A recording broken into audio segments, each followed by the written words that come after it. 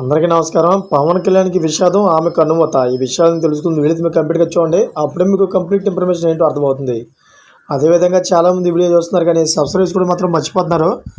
దయచేసి సబ్స్క్రైబ్ చేసుకోండి. సబ్స్క్రైబ్ చేసుకోవడం వల్ల నేను చేసే ప్రతి ఒక్క అప్డేట్ మీరు ముందుగానే పొందగలుగుతారు. అదేవిధంగా చాలామంది లైక్ చేయడం మర్చిపోతున్నారు.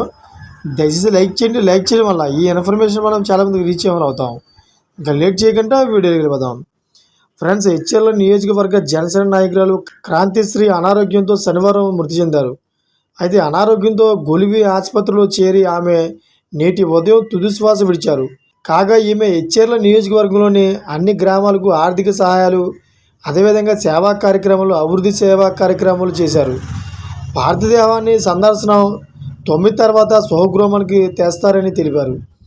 అయితే ఈ విషయం తెలుసుకున్న పవన్ కళ్యాణ్ తీవ్ర దుఃఖంలోకి తెలుస్తోంది.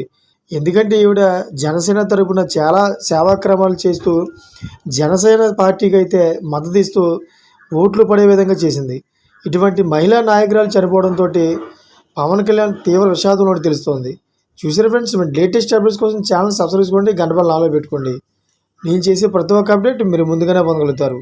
ఇప్పుడు ఎవరు చూసిన ప్రతి ఒక్కరు కూడా థ్యాంక్ ఫర్ వాచింగ్ ఫ్రెండ్స్.